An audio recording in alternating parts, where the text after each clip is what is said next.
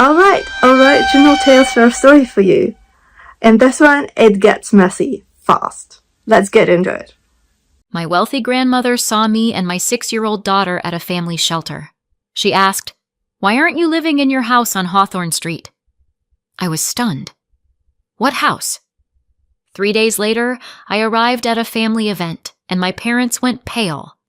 If you've never tried to get a 6-year-old ready for school while living in a family shelter, I can summarize the experience for you.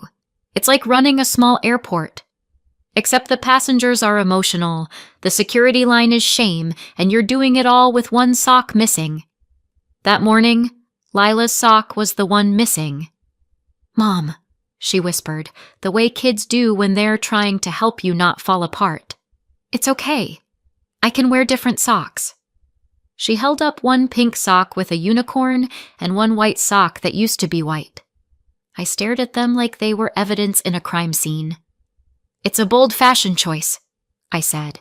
I do what I want."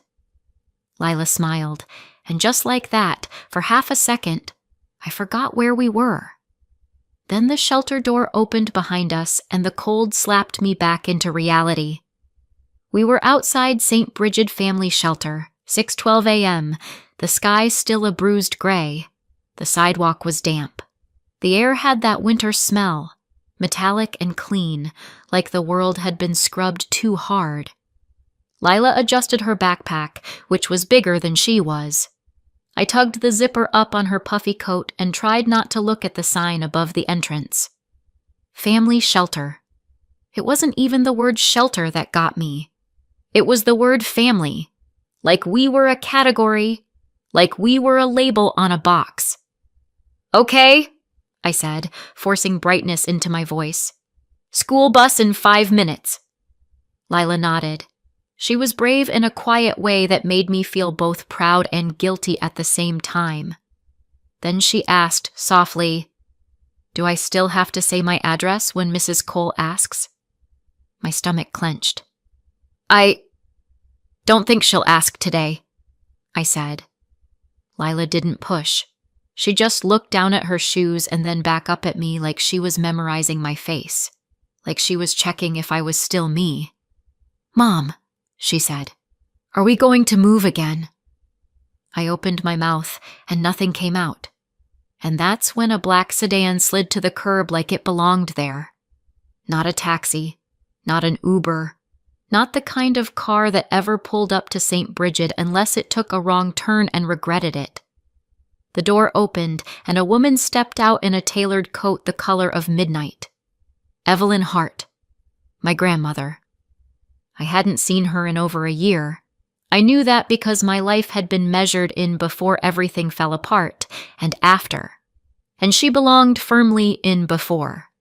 She looked exactly the way she always did, composed, elegant, and slightly terrifying. Not in a cruel way, in an "I once ended a boardroom argument by raising one eyebrow" way. Her gaze landed on me first, and I saw recognition, then confusion.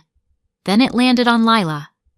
Something changed in her face, something quick and sharp, like a crack in glass.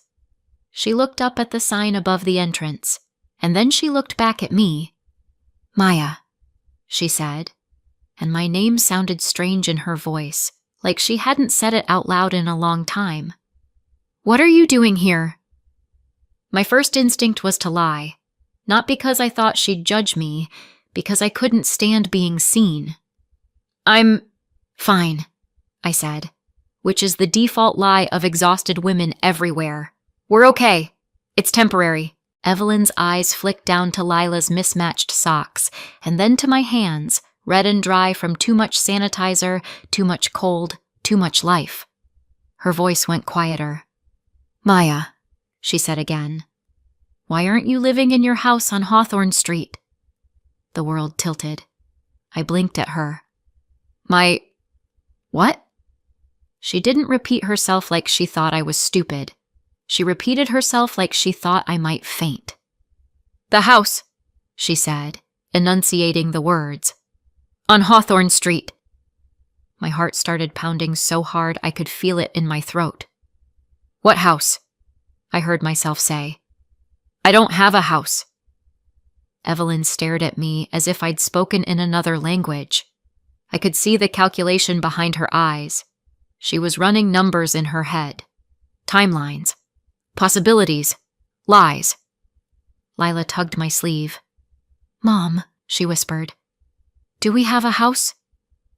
I looked down at her. Her eyes were wide, hopeful in a way that hurt. I swallowed. No, honey, I said gently. We don't. Evelyn's face went very still, and when my grandmother went still, it usually meant something was about to break. She stepped closer, not to me, toward Lila. She crouched down in front of her, which was almost shocking. Evelyn Hart did not crouch for anyone. She sat in chairs that cost more than my monthly income and made everyone else adjust. But there she was, lowering herself to my daughter's height. You're Lila, right? She asked. Yes, Lila whispered shyly. Evelyn's expression softened just slightly. That's a beautiful name. Then her eyes lifted to mine and turned sharp again. Get in the car, she said. I blinked. Grandma, get in the car, she repeated, and there was no room in her tone for negotiation. I felt heat rush to my face. Anger, embarrassment, relief, everything tangled up. Evelyn opened the back door of the sedan. I hesitated. Lila looked up at me. Mom, she said, small and steady. It's okay. And the fact that my 6-year-old was comforting me was the final straw. I nodded. Okay. Lila climbed into the back seat first, clutching her backpack, and I slid in beside her, still half expecting someone to tap me on the shoulder and tell me this was a misunderstanding. As soon as the door shut, the silence inside felt expensive. Evelyn didn't drive immediately. She just sat there with both hands resting lightly on the steering wheel, staring straight ahead. Then she spoke, very calmly. By tonight, she said, I will know who did this. My stomach flipped. She turned her head to look at me. I swallowed hard. Grandma, I don't understand. No, she said, you don't. And that tells me everything. She pulled out her phone, tapped once, and said, Call Adam. A man answered quickly. Ms. Hart. This is Evelyn, she said. Get the property manager for Hawthorne Street on the line. And I want a simple answer. Who has the keys, who is living there, and whether anyone has been collecting money off it. My blood ran cold. Money? I stared at her profile, at the set of her jaw, at the calm way she said those words like she was ordering coffee. And I realized I was not just embarrassed. I was standing on the edge of something much darker. If you'd asked me 6 months earlier if I thought I'd ever be living in a shelter with my daughter, I would have laughed.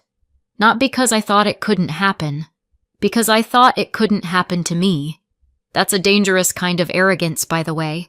It doesn't protect you. It just makes the fall louder.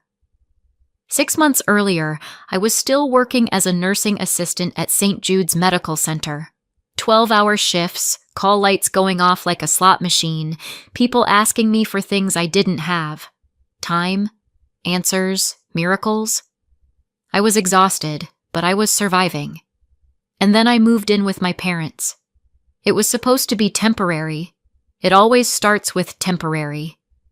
My dad, Robert, had that calm, reasonable voice that people believe. My mom, Diane, had that soft smile that made her sound like she was doing you a favor, even when she was cutting you off at the knees. These days, I call them by their first names. Mom and Dad didn't fit anymore. You can stay with us until you get back on your feet, Diane said. Lila needs stability. Family supports family. I should have heard the fine print hiding in that sentence, but I didn't. At first, it was tolerable. My parents' apartment was small, but we made it work. Lila slept in my old room. I worked, I paid what I could, I kept my head down. Then the comments started. Not big, obvious attacks. Little ones. The kind that don't look like cruelty if you tell someone about them later. "You're always tired," Diane would say. "Maybe you should organize your life better." Robert would sigh when Lila's toys were on the floor. "We're just trying to keep the place nice." And then, one night, after I'd come home from a double shift with my feet aching and my brain half dead, Diane sat down at the kitchen table like she was about to deliver a diagnosis. "We need to talk," she said. I already knew that tone. "We think it's time you became independent," she said softly. "You've been here long enough." "I'm trying," I said, keeping my voice even. "Rents are high. Deposits—" "You're a mother," Diane said. "If you're a good mother, you'll figure it out." The words hit me so hard I actually looked around, like someone else must have said them. Robert cleared his throat. 30 days. That's reasonable. We're not monsters." I wanted to scream, but screaming never helped in that apartment. It just gave them something to point at later. So I nodded. "Okay." And I tried. I looked at listings during my breaks at the hospital, my thumbs scrolling while I gulped cafeteria coffee. I called places. I got told the same thing over and over. First and last month. Deposit. Proof of income. Credit check. Sorry, we chose another applicant. Every day I felt like I was running uphill with Lila on my back. And then came the night they decided 30 days was actually a suggestion. It was after a late shift.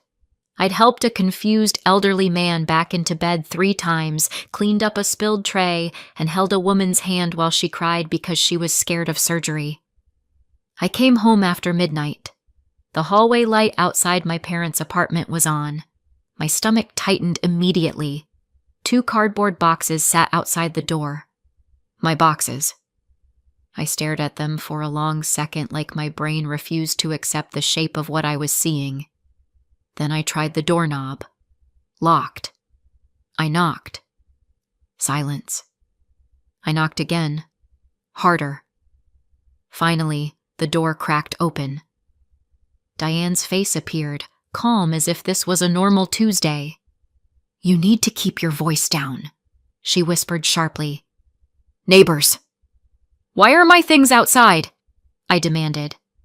Robert's voice came from behind her, bored. "We told you, Maya. Independence." "It hasn't been 30 days, I said, my voice shaking. Diane's expression hardened just slightly. "Plans change." I glanced past her shoulder into the entryway. Lila was curled up on the floor right by the shoe rack, her little jacket folded under her head like a pillow, half asleep, shoes still on, like they'd put her there hours ago so I could scoop her up and disappear without waking the whole apartment. "Where are we supposed to go?" I hissed. Diane's smile came back, thin and satisfied. "You'll figure it out. You always do." And then, as if she were doing me a favor, she added, "Don't make a scene." I stood there with my boxes in the hallway, the air buzzing in my ears. I stepped inside just long enough to crouch and slide my arms under Lila. She made a tiny sleepy sound and automatically wrapped herself around my neck. As I backed out into the hall, Diane's hand was already on the door. The door closed. Lila stirred. "Mom?" she mumbled. "It's okay," I lied automatically. We're having a sleepover." I shoved the boxes into my car and drove. I don't remember most of that night. I remember streetlights. I remember the way my hands shook on the steering wheel. I remember sitting in the car with Lila asleep across the back seat, her small body curled like a question mark. I remember thinking over and over, how did this happen? The next day, I tried to fix it. Because that's what I do. I fix things. I wipe down messes. I lift people who can't lift themselves. I called Diane. She didn't answer. I called Robert. He answered once. "We're doing this because we love you," he said, like he was reading from a script. "Tough love." Then he hung up. I went to work anyway, because the rent I didn't have wasn't going to pay itself.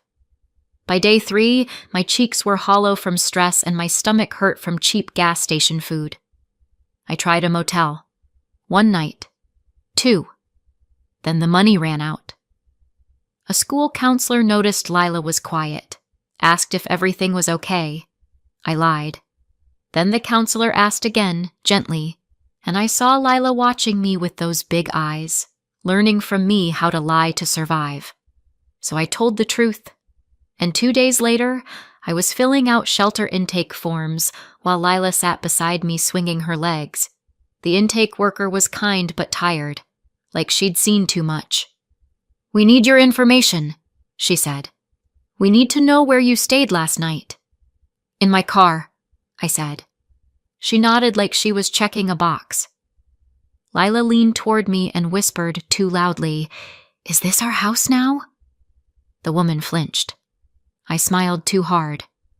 "No," I said quickly. "No, sweetheart." I wanted to add, "This is temporary," but the word tasted like a joke. That night, Lila fell asleep on a narrow bed beside me in a room that smelled like bleach and overcooked food. I lay awake listening to the sounds of other families behind thin walls, coughing, babies crying, someone whispering, "It's okay," over and over like a prayer. My phone sat in my hand. I thought about calling my grandmother. Evelyn Hart was not the kind of woman you called to cry. She was the kind of woman you called when you needed a problem solved. But my mother had spent years training me not to bother her. "Your grandmother hates drama," Diane always said. "She doesn't like weakness. Don't embarrass yourself." And when I texted Diane after the lockout, asking if Evelyn knew what was happening, Diane responded instantly. "Grandma is overseas. She's busy. Don't drag her into this." It was incredible how fast my mother could answer a text when she wanted something. So I didn't call. I told myself I'd handle it. I told myself I didn't want to look pathetic. I told myself a lot of things. And then, on a cold winter morning, my grandmother stepped out of a black sedan outside a shelter and asked me why I wasn't living in my house on Hawthorne Street. And I realized I didn't just have a housing problem. I had a family problem, and someone had been lying for a long time. Back in the sedan, Evelyn's call was already in progress. I didn't hear the other voice, only Evelyn's side, sharp enough to cut glass. "Who signed for the keys?" A beat. "And the house is occupied." My stomach dropped. Evelyn didn't react like someone surprised. She reacted like someone confirming what she'd already suspected. "Send the file to Adam," she said. "Everything." She ended the call and finally looked at me, not with pity, with certainty. I sent one text to Lila's school with thumbs that wouldn't stop shaking. "Family emergency. Lila won't be in today. No explanation, no essay.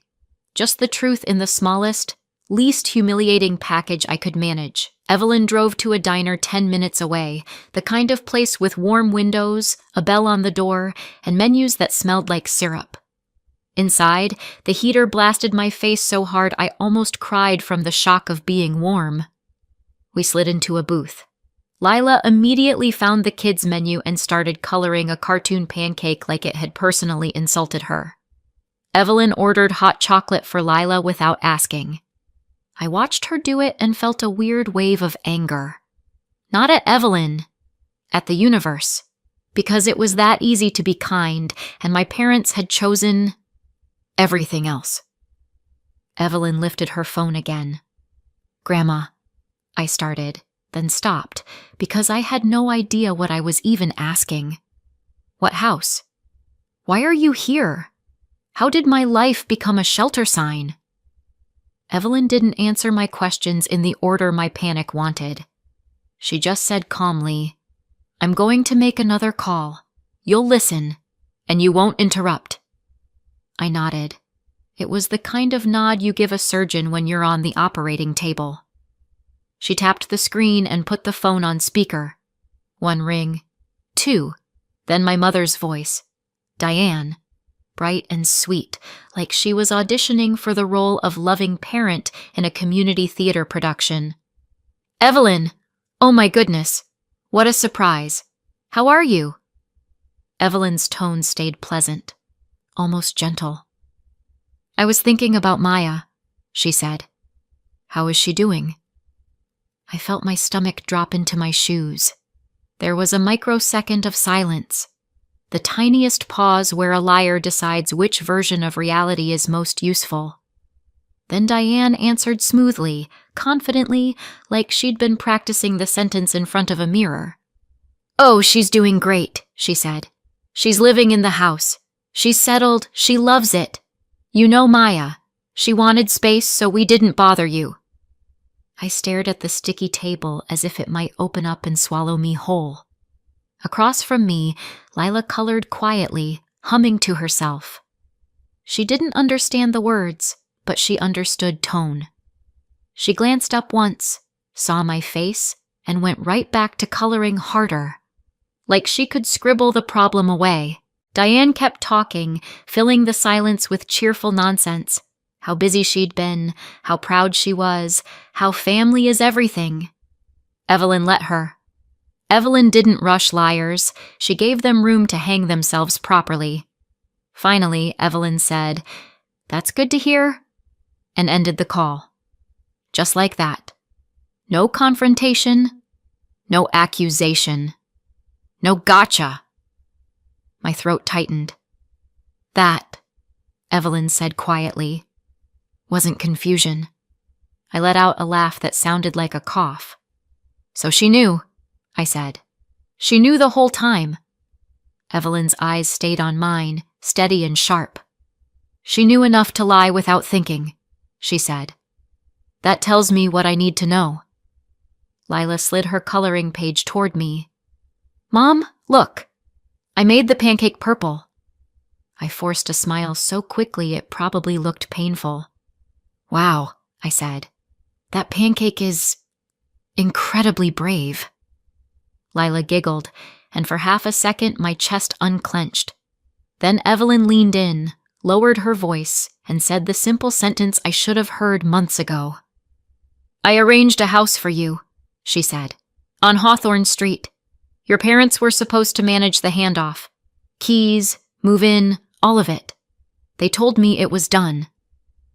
My brain tried to process it. A house. For us. And my parents had been living their lives like that sentence didn't exist. I gripped the edge of the booth until my knuckles went white. Why wouldn't you tell me directly? I heard myself ask, and immediately felt stupid, like I was blaming the only person who'd shown up. Evelyn didn't flinch. Because I trusted your parents, she said, which was my mistake. Not yours. Then she stood up, walked a few steps away so Lila couldn't hear, and made 2 quick calls. Low voice, clipped, efficient. I only caught pieces. Hawthorne file. Clean summary. Key log. Listing history. Tenant payments? Yes. Today. When she came back, she didn't sit down like she planned to linger. She sat down like she planned to move. You're not going back to that shelter, she said. My pride tried to stand up and argue. My exhaustion shoved it back down. Okay, I whispered, which was the most honest word I'd said all day. An hour later, Lila was bouncing on a hotel bed like it was a trampoline, and the world had never been cruel. She found the little complimentary soap, sniffed it dramatically, and announced it smelled like a fancy grandma. Evelyn stood by the window, phone in hand, watching traffic like she was watching a battlefield. She didn't tell me everything. She didn't have to. The point wasn't details yet. The point was that something was happening. Something I didn't have to carry alone. That night, after Lila fell asleep in clean sheets with her stuffed rabbit tucked under her chin, Evelyn sat at the small table by the window and finally spoke again. Your parents are hosting an event, she said. Important to them. A venue, relatives, speeches, the whole performance. My stomach tightened. When? Evelyn's gaze stayed on the city lights. Soon, she said. And we'll be there. She didn't say it like a threat. She said it like a decision already made. 3 days later, I stood in the hotel bathroom staring at myself in the mirror. I looked like a version of me that had been put through a washer cycle and hung up to dry in a storm. Evelyn had insisted I buy a dress. Not an expensive one. Just a clean one. A simple one. You don't need armor, she'd said. You need dignity. I wasn't sure dignity came in polyester, but I appreciated the sentiment. Lila wore a little blue dress and tights. She twirled once in the hotel room and said, I look like a princess. You do, I said, and my throat tightened. On the ride over, my stomach twisted so hard I thought I might vomit. What if I freeze? I asked quietly. Evelyn didn't look at me. Then I'll speak. What if they deny everything? They will, Evelyn said. What if everyone thinks I'm... I stopped, because I didn't even have a word for it. Evelyn glanced at me then, her gaze sharp but steady. Maya, she said, you've survived worse than a room full of liars. The car pulled up outside a venue I'd never have picked in my life, one of those hotel event spaces with soft lighting and hard smiles. The sign by the entrance read, Hart Collins Family Dinner. Of course it did. My mother loved an event. Not because she liked people, because she liked witnesses. Inside, there were relatives I hadn't seen in months. Aunts, uncles, cousins, people with opinions and casseroles. Except the casseroles had been replaced by catered hors d'oeuvres served on trays like tiny edible bribes. At the far end of the room, there was a projector screen set up and a microphone. Because my mother couldn't serve dinner without also serving a narrative. Before we went in, Evelyn stopped at a side door and spoke briefly to a staff member. A woman nodded and opened a small private room next to the banquet hall. Quiet, warm, stocked with water bottles and crackers. This is for Lila, Evelyn said. She doesn't need to be in the center of this. Lila took one cautious step into the room, then looked up at Evelyn seriously. Do I get snacks? Yes, Evelyn said. Good ones. Lila accepted that like it was legally binding. A trusted assistant stayed with her.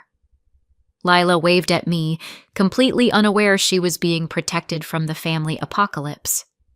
Then Evelyn looked at me. You go in first, she said. I knew what she was doing. Let them see me before they saw her. Let them panic in silence. I walked into the banquet room alone. The chatter softened, then resumed, the way people do when they sense something but don't want to be the first to acknowledge it. Then Diane saw me. Her smile appeared automatically, then glitched, like a bad Wi-Fi connection. Her eyes flicked over my dress, my posture, the fact that I wasn't wearing I'm drowning on my face anymore.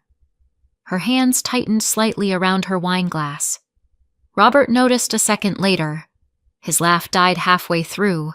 His jaw clenched like he was biting down on a thought. Neither of them moved toward me. They didn't ask where I'd been. They didn't ask how Lila was. They did what people do when they're trying to calculate danger. They smiled and waited. I stood near the edge of the room and let the silence do its work. Dry humor is sometimes the only thing that keeps you from screaming, so I let myself have one thought. Look at us. A family dinner. The kind where everyone pretends the most important thing is the seating arrangement. A minute later, the room temperature changed.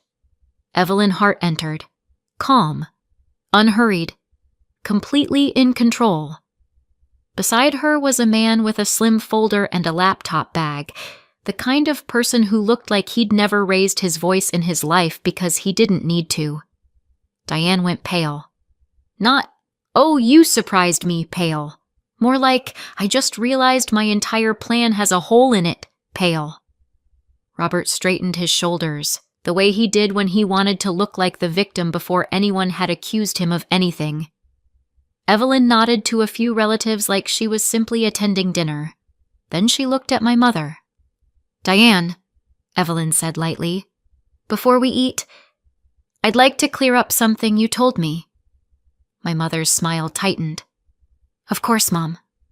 Evelyn's voice stayed calm. "You told me Maya was living in the house on Hawthorne Street," she said. The room quieted, not because everyone suddenly cared about Hawthorne Street, but because everyone suddenly cared about Diane's face. Diane's eyes darted. She set her glass down as if it had become heavy. "Well," she said, laughing too fast. "Yes, she—" Evelyn held up a hand. "Let's not do this with guessing," Evelyn said. "Let's do it with facts." She nodded to the man with the laptop. He stepped forward and plugged into the venue's projector like he'd done it 1,000 times. The first slide appeared, Hawthorne Street. Summary. A murmur ran through the room. Diane's mouth opened. Nothing came out.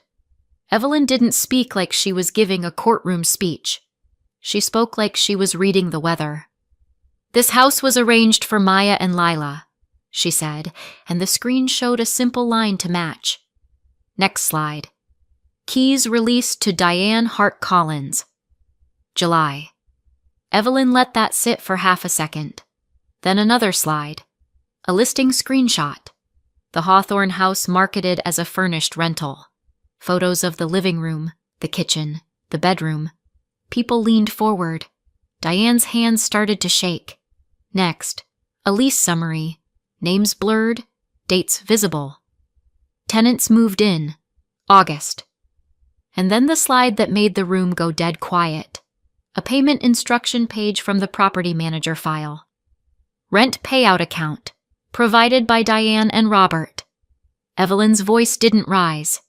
"Diane," she said, "you didn't just take the keys." She looked around the room, making sure everyone heard. "You rented out the home meant for my granddaughter and my great-granddaughter, and you had the rent sent to an account you controlled." Robert snapped first, loud, trying to take back the room. "This is inappropriate," he barked. "This is a family event." Evelyn turned her gaze to him. "Yes," she said. "That's why I'm doing it here."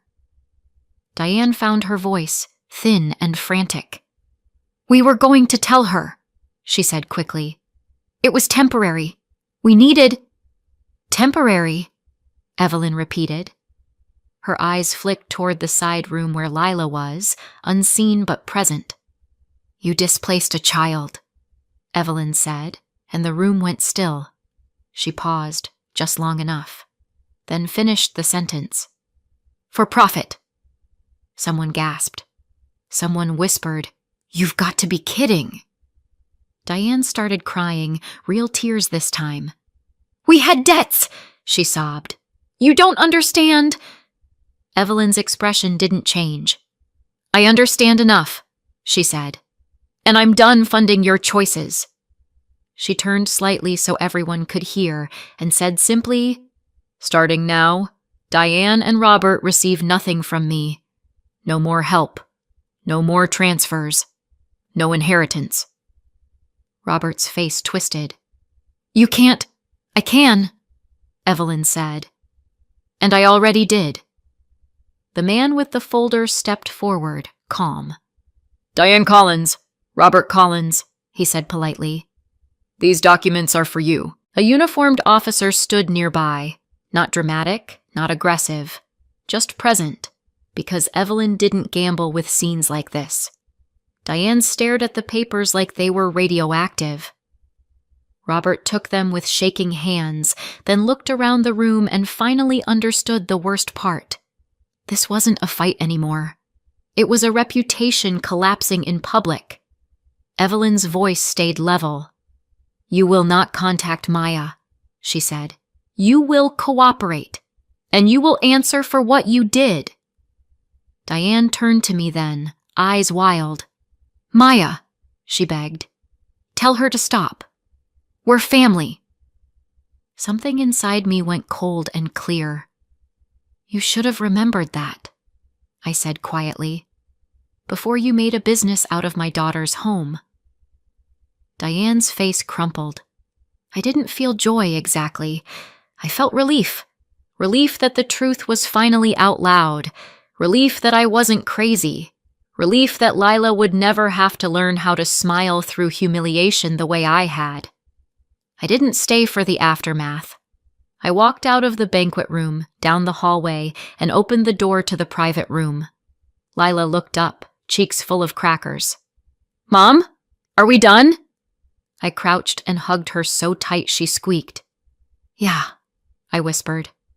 "We're done." She leaned back and looked at my face carefully, like she was checking for storms. Then she asked softly, "Can we go home?" I swallowed hard. "Yes," I said. "We can." Evelyn met us in the hallway. She didn't look back at the room. She didn't need to. In the car, Lila leaned against my shoulder and fell asleep. I stared out the window, hands trembling. "Grandma," I whispered, "what happens now?" Evelyn didn't take her eyes off the road. "Now," she said, "we take back what was meant for you. 6 months later, our life is boring in the best way. We live on Hawthorne Street now. Lila has her own room, her own curtains, and a crooked art gallery of drawings taped to the wall. She walks to school like the world has always been safe. That's the point. I'm still a nursing assistant. By choice, not because I'm stuck. I'm finishing my RN track one step at a time, and for the first time, my energy goes into the future instead of survival. Evelyn never paid for my life. She showed up when it mattered most, and she made sure no one could ever intercept help again. Sunday mornings, she visits with pastries and pretends she's only here to see Lila. Lila doesn't buy it. "Grandma Evelyn," she'll ask, "do you like our house?" Evelyn always pauses like she's swallowing something heavy. Then she says, "Yes, I do." As for Diane and Robert, turns out you can't rent out someone else's home, collect the money, and keep calling it family. The rent they took didn't stay free. They were forced to repay it, and the investigation that followed made their respectable image evaporate. Once Evelyn cut them off, their hidden debts showed up like roaches under a flipped light switch. People stopped inviting them. Calls stopped getting answered. My mother tried to contact me. Not to apologize, to negotiate. I blocked the number, because I'm done bargaining for basic decency. So what do you think? Did Evelyn do the right thing, or did she go too far? Let me know in the comments and subscribe for more.